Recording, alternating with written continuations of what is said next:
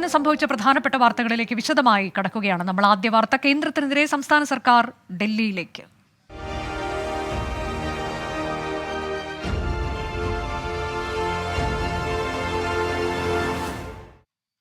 കേന്ദ്ര സർക്കാരിനെതിരായ കേരളത്തിന്റെ ഡൽഹി സമരത്തിൽ NCP അധ്യക്ഷൻ ശരത് പവാറും ഡൽഹി മുഖ്യമന്ത്രി അരവിന്ദ് കെജ്രിവാളും പഞ്ചാബ് മുഖ്യമന്ത്രി ഭഗ്വന്ത് മന്നും പങ്കെടുക്കും.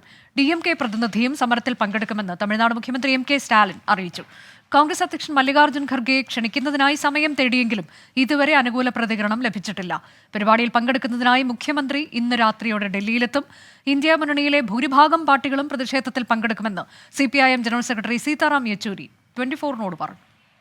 ഫെബ്രുവരി 8-ന് ഡൽഹിയിൽ നടക്കുന്ന കേരള സർക്കാരിൻ്റെ പ്രതിഷേധത്തിന് നേതൃത്വം നൽകുന്ന CPIM general secretary Sitaram Yechury നമ്മളോടൊപ്പം ചേരുകയാണ്.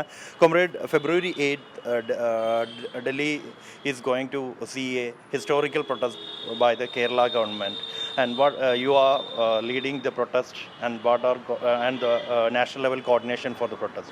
What is the main demand? Well, the main demand is that they should restore the principle of federalism as contained in the Constitution, and the treatment of the state governments, which are non-BJP state governments, is being stepmotherly by the Modi government during the last 10 years. The worst case is that what has been recommended by the Finance Commission, even that is not being devolved to the states. And the other way of resource mobilization that the Modi government is undertaking is through cess and surcharges on various products, particularly petroleum, and none of these are shareable with the states.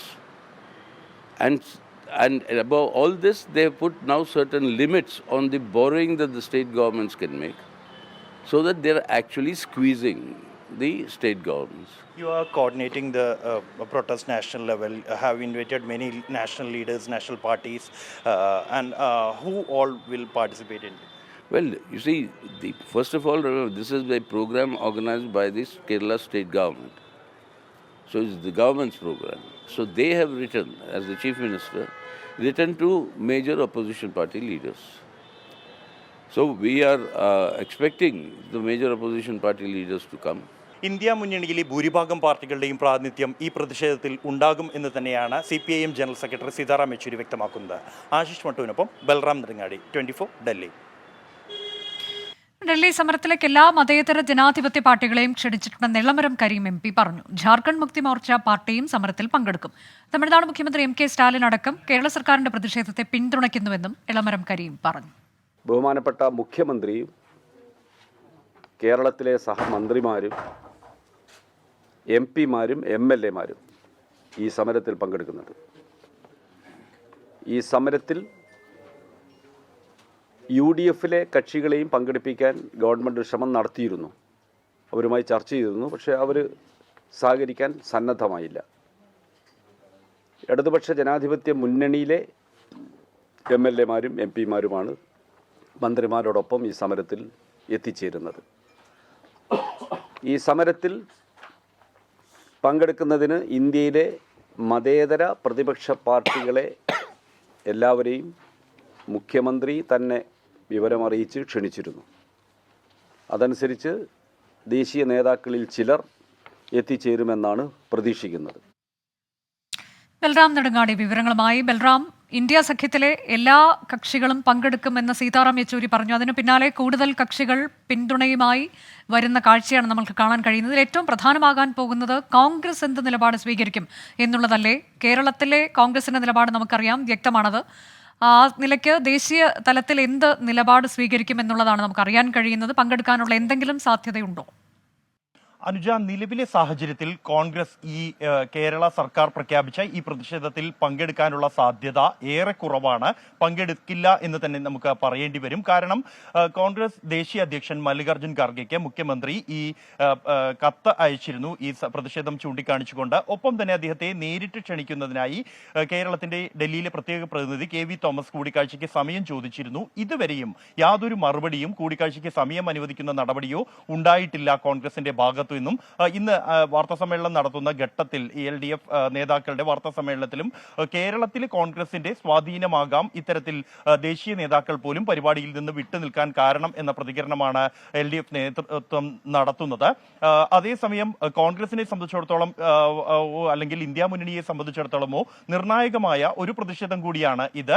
കേന്ദ്ര സർക്കാരിനെതിരെ BJP സർക്കാരിനെതിരായി ഒരു പ്രതിപക്ഷ ഭരിക്കുന്ന പാർട്ടിയിൽ സർക്കാരിന്റെ നേതൃത്വത്തിൽ ഒരു പ്രതിഷേധം സംഘടിപ്പിക്കുമ്പോൾ ഇന്ത്യ മുന്നണി നിലനിൽക്കെ അതിൽ നിന്നും മുഖ്യ പാർട്ടി പ്രതിപക്ഷ പാർട്ടിയായ കോൺഗ്രസ് വിട്ടുനിൽക്കുന്നു എന്നുള്ള ഒരു സന്ദേശം അത് പ്രതിപക്ഷ നിരയിൽ ഒരു വിള്ളൽ ആയി തന്നെ BJP അടക്കം ചിത്രീകരിക്കുന്ന സാഹചര്യം കോൺഗ്രസ് വിട്ടുനിൽക്കുന്നതിലൂടെ ഉണ്ടാകും എന്നുള്ളതാണ്. പ്രത്യേകിച്ചും നാളെ കർണാടക സർക്കാർ, കോൺഗ്രസ് ഭരിക്കുന്ന കർണാടക സർക്കാർ സമാനമായ വിഷയം ഉയർത്തിക്കൊണ്ടൊരു പ്രതിഷേധം അതേ വേദിയിൽ ഡൽഹി ജന്തർ മന്ദറിൽ തന്നെ സംഘടിപ്പിക്കുന്ന ഒരു പശ്ചാത്തലത്തിൽ ഇത്തരത്തിൽ കോൺഗ്രസ് വിട്ടുനിൽക്കുന്നത് ഇത്തരത്തിലൊരു സന്ദേശം നൽകും എന്ന് ഉറപ്പാണ്.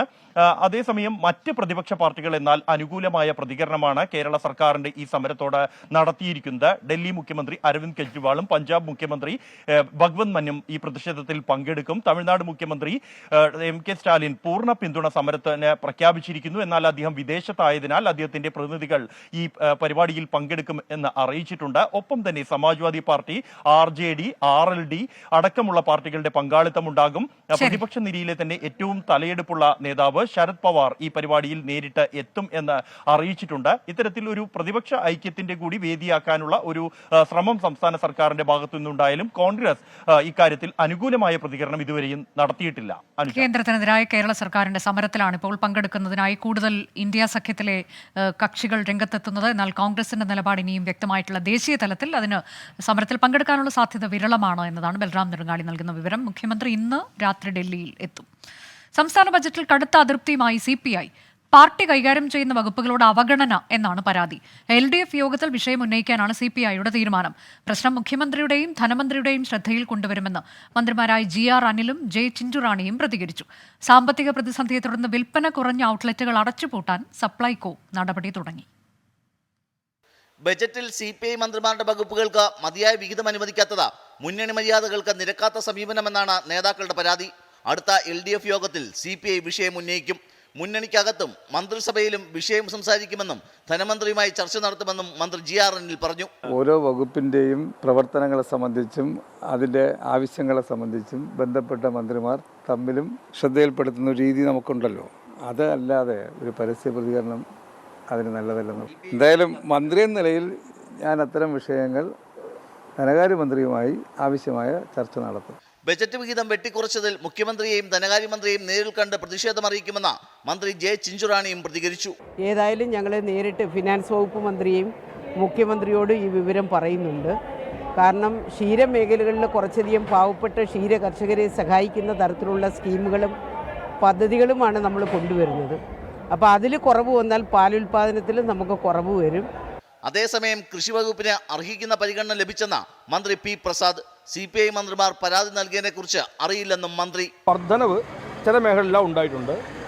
അപ്പോൾ അതുകൊണ്ട് കുട്ടനാടിനെ അങ്ങ് തഴഞ്ഞു എന്ന് പറയുന്നത് ഒട്ടുമേ ശരിയല്ല. മന്ത്രി GR ഒരു കത്തയച്ചതായിട്ട് അദ്ദേഹത്തോടല്ലേ ചോദിക്കുന്നത്. ബജറ്റിൽ പ്രതീക്ഷിച്ച വിഹിതം കിട്ടാത്തതിനെ തുടർന്ന് ഔട്ട്ലെറ്റുകൾ അടച്ചുപൂട്ടാനൊരുങ്ങിയാണ് സപ്ലൈകോ. വരുമാനവും വിൽപ്പനയും കുറവുള്ള ഔട്ട്ലെറ്റുകൾ കണ്ടെത്താൻ സപ്ലൈകോയ്ക്ക് ഭക്ഷ്യവകുപ്പ് നിർദ്ദേശം നൽകി. ഇത്തരം ഔട്ട്ലെറ്റുകൾ നടത്തിക്കൊണ്ടുപോകുന്നത് കനത്ത നഷ്ടമെന്നാണ് സപ്ലൈകോയുടെ നിലപാട്. സബ്സിഡി സാധനങ്ങൾ ഇല്ലാത്തതിനാൽ ജനങ്ങൾ ഔട്ട്ലെറ്റുകളിൽ എത്തുന്നില്ലെന്നും സപ്ലൈകോ സർക്കാരിനെ അറിയിച്ചു. 24 തിരുവനന്തപുരം. അരിവില കൂടിയേക്കും.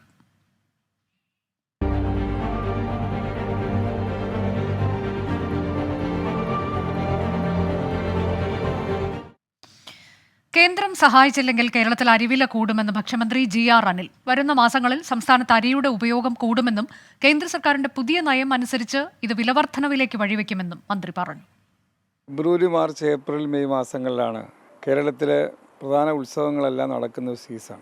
അപ്പോൾ സ്വാഭാവികമായിട്ടും അരിയുടെ ഉപയോഗം കൂടുന്ന ഒരു ഘട്ടമാണ്. ഗവൺമെൻറ്, കേന്ദ്ര ഗവൺമെൻറ് OMS സ്കീമിൽ ഗവൺമെൻറ്റോ ഗവൺമെൻറ് ഏജൻസികളോ പങ്കെടുക്കാൻ പാടില്ലെന്നുള്ള ഒരു വിലക്ക് വന്നിട്ടുണ്ട്.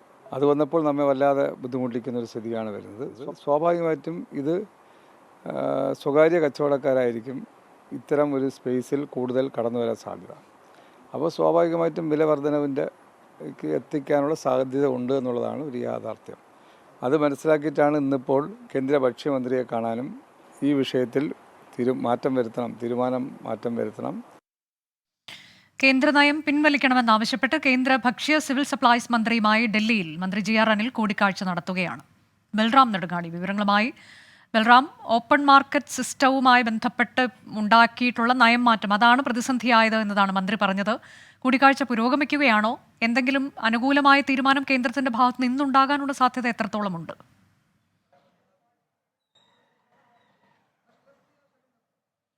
അനുജ, കേന്ദ്രത്തിൽ നിന്നും അനുകൂല തീരുമാനം ഉണ്ടായില്ലെങ്കിൽ അത് കേരളത്തിൽ ജനങ്ങൾക്ക് വലിയ പ്രതിസന്ധി സൃഷ്ടിക്കും എന്ന് തന്നെയാണ് മന്ത്രി GR അനിൽ ചൂണ്ടിക്കാണിച്ചത്. കാരണം കേരളത്തിൽ ഉത്സവ സീസൺ വരാനിരിക്കെ അരിവില വർദ്ധിക്കാൻ അത് ഇടയാക്കും. നിലവിലുള്ള കേന്ദ്രത്തിന്റെ നയമനുസരിച്ച് ഓപ്പൺ മാർക്കറ്റ് സെയിൽ സ്കീമിന്റെ ടെൻഡറിൽ പങ്കെടുക്കാൻ സർക്കാരിനോ സർക്കാർ ഏജൻസികൾക്കോ അനുവാദം നൽകുന്നില്ല. അതുകൊണ്ട് തന്നെ കേരളത്തിന് ഇതിൽ ടെൻഡറിൽ പങ്കെടുക്കാൻ കഴിയില്ല. സ്വകാര്യ കമ്പനികൾ ആയിരിക്കും ഈ ടെൻഡറിൽ പങ്കെടുക്കുക. തുടർന്ന് സ്വകാര്യ അവരിൽ നിന്നും അരി എടുക്കുന്ന ഘട്ടത്തിൽ അത് വില വർധനയ്ക്ക് കാരണമാകും. ഇത് കേരളത്തിൽ ഈ വരാനിരിക്കുന്ന ഉത്സവ സീസൺ കൂടി മുൻനിൽക്കെ വില വർധനയ്ക്ക് കാരണമാകുമെന്നാണ് സംസ്ഥാനം ചൂണ്ടിക്കാണിക്കുന്നത്. അതുകൊണ്ട് തന്നെ കേന്ദ്രത്തിൽ നിന്നും ഈ നയത്തിൽ, പ്രത്യേകിച്ച് കേരളം ഒരു ഉപഭോക്തൃ സംസ്ഥാനമാണ്, ഈ അരി ഉൽപാദനം കുറഞ്ഞ ഒരു സംസ്ഥാനമാണ് എന്നതുകൂടി പരിഗണിച്ചുകൊണ്ട് അനുകൂലമായ ഒരു തീരുമാനം കേന്ദ്രത്തിന്റെ ഭാഗത്തു നിന്നും ഇക്കാര്യത്തിൽ വേണം എന്നൊരു നിലപാടാണ് സംസ്ഥാനത്തിനുള്ളത്. ഈ നിവേദനത്തിലും ഇക്കാര്യം തന്നെയാണ് ചൂണ്ടിക്കാണിച്ചിരിക്കുന്നത്. എന്തായാലും കേന്ദ്രമന്ത്രിയുമായി ഇപ്പോൾ കൂടിക്കാഴ്ച നടത്തുകയാണ്. അല്പസമയത്തിനകം തന്നെ ആ കൂടിക്കാഴ്ചയുടെ വിശദാംശങ്ങൾ കേന്ദ്രത്തിന്റെ മറുപടി അടക്കം ലഭ്യമാകും. അനുജ, ബൽറാം നെടുങ്ങാടിയാണ് വിവരങ്ങൾ നൽകിയത്. കരുവന്നൂർ സഹകരണ ബാങ്ക് തട്ടിപ്പുമായി ബന്ധപ്പെട്ട് സ്വത്തുക്കൾ കണ്ടുകെട്ടിയിട്ടില്ലെന്ന് മുൻമന്ത്രി AC മൊയ്തീൻ. ഭാര്യയുടെയും മകളുടെയും പേരിലുള്ള നിക്ഷേപമാണ് ED മരവിപ്പിച്ചത്. നിക്ഷേപം സംബന്ധിച്ച വിവരങ്ങൾ കൈമാറാൻ ED ആവശ്യപ്പെട്ടു. നിക്ഷേപത്തിന്റെ സ്രോതസ് അടക്കമുള്ള തെളിവുകൾ EDക്ക് കൈമാറിയെന്നും അന്യായമായ ഒരു സ്വത്തും തന്റെ പേരിൽ ഇല്ലെന്നും AC മൊയ്തീൻ 24-നോട് പറഞ്ഞു. PMLA ആക്ട് അനുസരിച്ചുള്ള അഡ്ജുഡിക്കേറ്റിംഗ് അതോറിറ്റി എൻ്റെ പേരിലുള്ള 40 ലക്ഷം രൂപ കണ്ടുകിട്ടി എന്നുള്ള വാർത്തയാണ് ഇന്ന് തെറ്റായി പ്രചരിപ്പിക്കപ്പെട്ടത്. യാതൊരു വസ്തുതയും ഇല്ലാത്ത വാർത്തയാണ്, സത്യസന്ധമല്ലാത്ത വാർത്തയാണ്. എൻ്റെ ഒരു ബാങ്ക് അക്കൗണ്ട്, ഒരു നിക്ഷേപമോ ഇതുവരെ EDയോ അഡ്ജുഡിക്കേറ്റിംഗ് അതോറിറ്റിയോ മരവിപ്പിച്ചിട്ടില്ല എന്ന് ഞാൻ അറിയിക്കുകയാണ്. പക്ഷേ EDയുടെ വാർത്താക്കുറിപ്പിൽ പറഞ്ഞ 28 ലക്ഷം രൂപയുടെ എൻ്റെ ഭാര്യയുടെയും മകളുടെയും പേരിലുള്ള അക്കൗണ്ടുകൾ മരവിപ്പിച്ചു എന്നുള്ള വാർത്ത അറിഞ്ഞ് EDയുമായി ബന്ധപ്പെട്ടു. അപ്പോൾ അവരതിൻ്റെ നോട്ടീസ് കോപ്പി എനിക്ക് തന്നു. സൂരജ് സജി വിവരങ്ങളുമായി. സൂരജ്, 40 ലക്ഷം രൂപ കണ്ടുകെട്ടിയിട്ടുണ്ട്. അതിന് ഡൽഹിയിലെ അഡ്ജൂഡിക്കേറ്റിംഗ് അതോറിറ്റി അംഗീകാരം നൽകിയെന്നൊക്കെയുള്ള വിവരങ്ങളാണ് കഴിഞ്ഞ ദിവസം പുറത്തു വന്നത്. ഇപ്പോൾ AC മൊയ്തീൻ വ്യക്തമാക്കുന്നത് എന്താണ്? അനുജ, AC മൊയ്തീൻ പ്രധാനമായും വ്യക്തമാക്കുന്ന അത്തരത്തിൽ ED സ്വത്തുക്കളൊന്നും കണ്ടുകെട്ടിയിട്ടില്ല എന്നുള്ള കാര്യം തന്നെയാണ്. അതോടൊപ്പം തന്നെ 27 ലക്ഷം രൂപയുടെ നിക്ഷേപം മരവിപ്പിച്ചിട്ടുണ്ട്. അത് ഭാര്യയുടെയും മകളുടെയും പേരിലാണ്. ആ നിക്ഷേപം സംബന്ധിച്ച് ഉള്ള തെളിവുകൾ, അതായത് ഇതിന്റെ സ്രോതസ് അടക്കമുള്ള തെളിവുകൾ ED ചോദിച്ചിരുന്നു. അതുൾപ്പെടെ AC മൊയ്തീൻ ഹാജരാക്കുകയും ചെയ്തു എന്നുള്ളതാണ് അദ്ദേഹം വ്യക്തമാക്കുന്നത്. തുടർന്ന് ഈ തെളിവുകളുടെ അടിസ്ഥാനത്തിൽ ഈ നിക്ഷേപം പിൻവലിക്കാൻ അല്ലെങ്കിൽ നിക്ഷേപത്തിന്മേലുള്ള നിയന്ത്രണം ഒഴിവാക്കി തരണമെന്ന് ആവശ്യപ്പെട്ടു. പക്ഷേ അതിന് ED തയ്യാറായില്ല എന്നുകൂടി AC മൊയ്തീൻ പറയുന്നു. തുടർന്ന് EDക്ക് ഇത് സംബന്ധിച്ച് കത്തയക്കുന്നു. EDയുടെ നിർദ്ദേശപ്രകാരമാണ് ഈ അഡ്ജുഡിക്കേറ്റിംഗ് അതോറിറ്റിയെ സമീപിക്കുന്നത്. പക്ഷേ അതോറിറ്റിയിൽ നിന്നും അനുകൂലമായിട്ടുള്ള വിധി ഉണ്ടായിട്ടില്ല. പക്ഷേ എന്നാൽ പോലും അത് EDയുടെ ഭാഗത്തു നിന്നുള്ള തിരിച്ചടി, EDയുടെ ഭാഗത്തു നിന്നുള്ള നീക്കത്തിന്റെ ഭാഗമാണ് എന്നുള്ളതാണ് AC മൊയ്തീൻ ചൂണ്ടിക്കാണിക്കുന്നത്. എന്തായാലും ഇതുവരെയും അനധികൃതമായി 1 രൂപയുടെ സ്വത്ത് പോലും സമ്പാദിച്ചിട്ടില്ല. അങ്ങനെയുണ്ടെങ്കിൽ ED കണ്ടെത്തട്ടെ എന്നുള്ളതായിരുന്നു AC മൊയ്തീന്റെ ഇന്നത്തെ വെല്ലുവിളി. എന്തായാലും അദ്ദേഹം പറയുന്നത് ED സംബന്ധിച്ചും രൂക്ഷമായ വിമർശനം ഇന്ന് നടത്തുകയുണ്ടായി. ഇരുട്ടിൽ കരിമ്പൂച്ചയെ പോലെ തപ്പുന്ന സമീപനമാണ് EDയുടെ ഭാഗത്തു നിന്നുണ്ടായത്. വ്യക്തിപരമായി തന്നെയും താൻ വിശ്വസിക്കുന്ന പ്രസ്ഥാനത്തെയും ആക്രമിക്കാനുള്ള നീക്കമാണ് ED നടത്തുന്നത്. അതിനെന്തായാലും കീഴ്പ്പെട്ടു പോകില്ല എന്നുകൂടി AC മൊയ്തീൻ EDക്കെതിരെയുള്ള വിമർശനങ്ങളുമായി ബന്ധപ്പെട്ടുകൊണ്ട് പറയുന്നു. എന്തായാലും 27 ലക്ഷം രൂപയുടെ നിക്ഷേപം ED മരവിപ്പിക്കുക മാത്രമാണ് ചെയ്തത്. അതിന്മേലാണ് അതോറിറ്റിയെ സമീപിച്ചത് എന്നുള്ളതാണ് AC മൊയ്തീൻ പ്രധാനമായും ചൂണ്ടിക്കാണിക്കുന്നത്. സൂരജ് സജിയാണ് വിവരങ്ങൾ നൽകിയത്. നിലമ്പൂർ MLA PV അൻവറിന്റെ കക്കാടംപൊയിലിലെ പാർക്കിന് ലൈസൻസ് ഇല്ല. അപേക്ഷയിലെ പിഴവ് കാരണം പാർക്കിന് ലൈസൻസ് നൽകിയിട്ടില്ലെന്ന് പഞ്ചായത്ത് അധികൃതർ ഹൈക്കോടതിയെ അറിയിച്ചു. ഹർജി ഹൈക്കോടതി നാളെ വീണ്ടും പരിഗണിക്കും. ശ്രീകാന്ത് വിവരങ്ങളുമായി. ശ്രീകാന്ത്, ഈ പാർക്കിന് ലൈസൻസ് ഇല്ല എന്ന് സർക്കാർ തന്നെ കോടതിയെ അറിയിക്കുമ്പോൾ നാളെ എങ്ങനെയാണ് ലൈസൻസ് ഇല്ലാതെ പാർക്ക് പ്രവർത്തിച്ചത് എന്ന ചോദ്യത്തിന് ഉത്തരം നൽകേണ്ടി വരും. ഗുരുതരമായ ചട്ടലംഘനം ഇവിടെ നടന്നിട്ടുണ്ട് എന്ന തരത്തിലേക്ക് തന്നെയാണോ കാര്യങ്ങൾ നീങ്ങുന്നത്? അക്കാര്യത്തിൽ ഒരു സംശയവും വേണ്ട. കാരണം PV അൻവറിന്റെ ഉടമസ്ഥതയിലുള്ള കോഴിക്കോട് കക്കാടംപൊയിലിലെ പാർക്കിന് ലൈസൻസ് ഇല്ലെന്ന് സർക്കാർ ഇന്ന് ഹൈക്കോടതിയെ അറിയിച്ചിട്ടുണ്ട്. ലൈസൻസിനായി അപേക്ഷ നൽകിയെന്നും സർക്കാർ മറുപടി നൽകി. പക്ഷേ അപേക്ഷയിൽ നിന്നൊരു പിഴവുണ്ടായിരുന്ന കാരണം ലൈസൻസ് നൽകിയിട്ടില്ല എന്നാണ് സർക്കാർ പറയുന്നത്. ആവശ്യപ്പെട്ട അനുബന്ധ രേഖകൾ ഹാജരാക്കിയിട്ടില്ല എന്നും സർക്കാർ അറിയിക്കുകയുണ്ടായി. തുടർന്ന് കോടതി ഇന്ന് ചോദിച്ചത് ഒരു ലൈസൻസ് പോലും ഇല്ലാതെ ഒരു പാർക്ക് എങ്ങനെ പ്രവർത്തിക്കും എന്നുള്ളതാണ്. ഇതിന് സർക്കാർ കൃത്യമായ മറുപടി നൽകിയില്ല. ഇത് സംബന്ധിച്ച് നാളെ സർക്കാർ മറുപടി നൽകണമെന്ന് കോടതി ആവശ്യപ്പെടുകയും ചെയ്തിട്ടുണ്ട്. പാർക്ക് അടച്ചുപൂട്ടണമെന്ന് ഹർജിക്കാർ കോടതിയോട് ഇതിനിടെ ആവശ്യപ്പെടുകയും ചെയ്തു. എന്തായാലും നാളെ അറിയാം ഈ പാർക്ക് അടച്ചുപൂട്ടുമോ അതോ മറ്റെന്തെങ്കിലും പോവഴി കണ്ടെത്തുമോ എന്നുള്ളത്. അതെ, ലൈസൻസ് ഇല്ലാതെ എങ്ങനെയാണ് പാർക്കിന് പ്രവർത്തിക്കാൻ കഴിയുന്നത് എന്ന വളരെ പ്രധാനപ്പെട്ട ചോദ്യം കോടതി ചോദിച്ചിരിക്കുന്നു. അതിന് നാളെ സർക്കാർ എന്ത് മറുപടി നൽകുമെന്നുള്ളതാണ് ഏറെ നിർണായകം. സംസ്ഥാനത്ത് മദ്യ കയറ്റുമതിക്കുള്ള ചട്ടങ്ങൾ ലഘൂകരിക്കുന്നു. ഇന്ത്യൻ നിർമ്മിത വിദേശമദ്യം കയറ്റുമതി ചെയ്യാൻ NOC ഒഴിവാക്കും. ഡിസ്റ്റിലറികളുമായി സഹകരിച്ച് മദ്യം ഉത്പാദിപ്പിക്കാൻ താൽപ്പര്യമുള്ളവർക്കായി ചട്ടങ്ങളിൽ ഇളവ് കൊണ്ടുവരും. KSIDC MDയുടെ നേതൃത്വത്തിലുള്ള വിദഗ്ധ സമിതി സർക്കാരിന് റിപ്പോർട്ട് കൈമാറി. 24 എക്സ്ക്ലൂസീവ്. ഇന്ത്യൻ നിർമ്മിത വിദേശ മദ്യത്തിന്റെ കയറ്റുമതിയിലെ വെല്ലുവിളികളും സാധ്യതകളും പഠിക്കാനാണ് KSIDC MDയുടെ നേതൃത്വത്തിലുള്ള വിദഗ്ധ സമിതിയെ സർക്കാർ നിയോഗിച്ചത്. സമിതിയുടെ റിപ്പോർട്ടിലുള്ളത് 9 നിർദ്ദേശങ്ങൾ. ഇന്ത്യൻ നിർമ്മിത വിദേശ മദ്യം കയറ്റുമതി ചെയ്യാൻ NOC വേണ്ട. എക്സ്പോർട്ട് പെർമിറ്റ് കൊടുക്കുമ്പോൾ തന്നെ എക്സൈസ് എല്ലാ കാര്യങ്ങളും പരിശോധിക്കുന്നതിനാലാണ് അനുമതി പത്രം ആവശ്യമില്ലാത്തത്. കേരളത്തിലെ ഡിസ്റ്റിലറിയുമായി സഹകരിച്ച് സംസ്ഥാനത്തിന് പുറത്തുള്ള ഒരാൾക്ക് മദ്യം ഉൽപ്പാദിപ്പിക്കണമെങ്കിൽ ഡിസ്റ്റിലറി ലൈസൻസ് ഉണ്ടായിരിക്കണമെന്ന നിബന്ധന ഒഴിവാക്കണം. അന്താരാഷ്ട്ര റോഡ് ഷോ, ട്രേഡ് ഷോ എന്നിവയ്ക്ക് പെർമിറ്റ് എടുത്ത് വിദേശത്തേക്ക് കൊണ്ടുപോകാൻ കഴിയുന്ന മദ്യത്തിന്റെ അളവ് പ്രതിമാസം 10 ലിറ്ററാണ്. ഇത് 20 ലിറ്ററായി ഉയർത്തണം. മദ്യക്കുപ്പിയിലെ ലേബൽ എങ്ങനെ വേണമെന്ന് എക്സൈസിന് പകരം ഉൽപ്പാദകന് തന്നെ തീരുമാനിക്കാം. എക്സ്ട്രാ ന്യൂട്രൽ ആൽക്കഹോൾ പരിശോധനയ്ക്ക് കൂടുതൽ ടെസ്റ്റിംഗ് സെന്ററുകൾ ആരംഭിക്കണം. എക്സൈസിന്റെ എല്ലാ സേവനങ്ങളും ഏകജാലക സംവിധാനത്തിലൂടെയാക്കണമെന്നും റിപ്പോർട്ടിൽ ശുപാർശ ചെയ്യുന്നു. കൂടുതൽ മദ്യ ബ്രാൻഡുകളെ സംസ്ഥാനത്തേക്ക് ആകർഷിച്ചും വിദേശത്തേക്ക് മദ്യം കയറ്റുമതി ചെയ്തും പരമാവധി വരുമാനമാണ് സർക്കാർ ലക്ഷ്യമിടുന്നത്. ഷഫീദ് റാവുത്തർ, 24 തിരുവനന്തപുരം. മധ്യപ്രദേശിലെ ഹർദയിൽ പടക്ക നിർമ്മാണ ഫാക്ടറിയിലുണ്ടായ തീപിടുത്തത്തിൽ 11 പേർക്ക് ദാരുണാന്ത്യം. 87-ലേറെ പേർക്ക് പരുക്കേറ്റു. രക്ഷാപ്രവർത്തനം തുടരുകയാണ്. അപകടത്തിൽ മുഖ്യമന്ത്രി മോഹൻ യാദവ് റിപ്പോർട്ട് തേടി. പ്രധാനമന്ത്രി നരേന്ദ്രമോദി അനുശോചനം രേഖപ്പെടുത്തി. ബൽറാം നെടുങ്ങാടി വിവരങ്ങളുമായി. ബൽറാം, ഇതിൽ മരണമടയുന്നവരുടെ ഒക്കെ സംഖ്യ വർദ്ധിക്കുകയാണ്. അതുപോലെ തന്നെ പരുക്കേറ്റവരുടെ എണ്ണത്തിലുമൊക്കെ വലിയ വർധനയുണ്ടാകുന്നുണ്ട്. ഇപ്പോൾ ഏറ്റവും ഒടുവിലായി നൽകാനുള്ള വിവരങ്ങൾ എന്തൊക്കെ?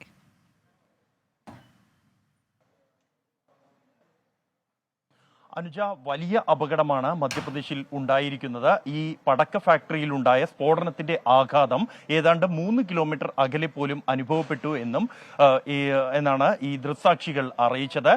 വലിയ തോതിലുള്ള പുകപടലങ്ങൾ ഉയർന്നിരുന്നു. ഒപ്പം തന്നെ വൻ തീപിടുത്തമുണ്ടായിരുന്നു. ഏറെ നേരം ഈ സ്ഫോടക വസ്തുക്കൾ പൊട്ടിത്തെറിക്കുന്ന സാഹചര്യം ഉണ്ടായതിനെ തുടർന്ന് രക്ഷാപ്രവർത്തനം പോലും ഏറെ വൈകിയാണ് ആരംഭിക്കാൻ കഴിഞ്ഞത്.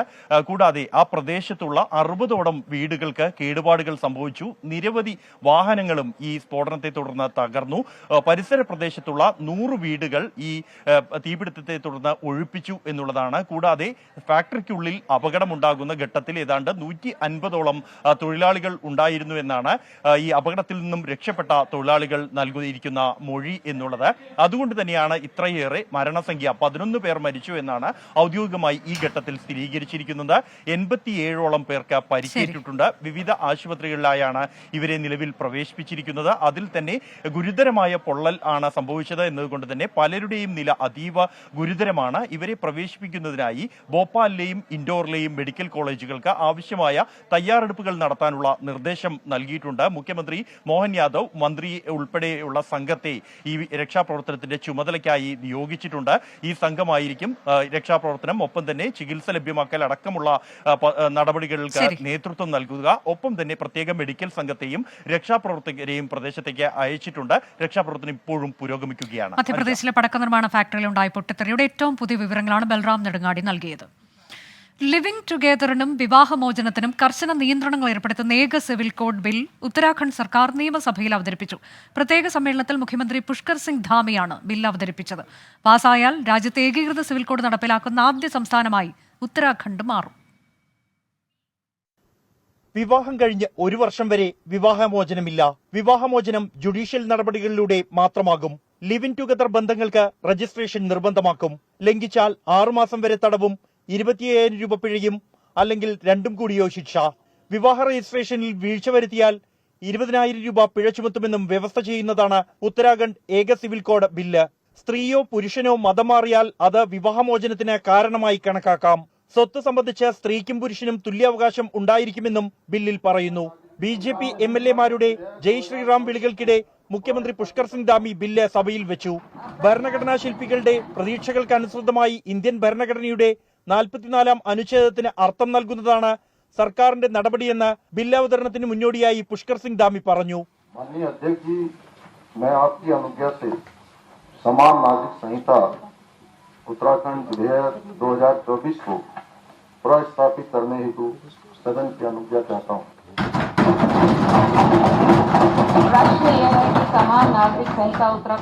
പ്രത്യേക നിയമസഭാ സമ്മേളനം വിളിച്ചാണ് സർക്കാർ ഏകീകൃത സിവിൽ കോഡ് ബില്ല് അവതരിപ്പിച്ചത്. ലോക്സഭാ തിരഞ്ഞെടുപ്പ് കൂടി മുന്നിൽ കണ്ടാണ് തിടുക്കത്തിലുള്ള നീക്കം. 24 ഡൽഹി. ഇന്ന് സംഭവിച്ച വാർത്തകളുടെ വിശദാംശങ്ങളാണ് പ്രേക്ഷകർ കണ്ടത്.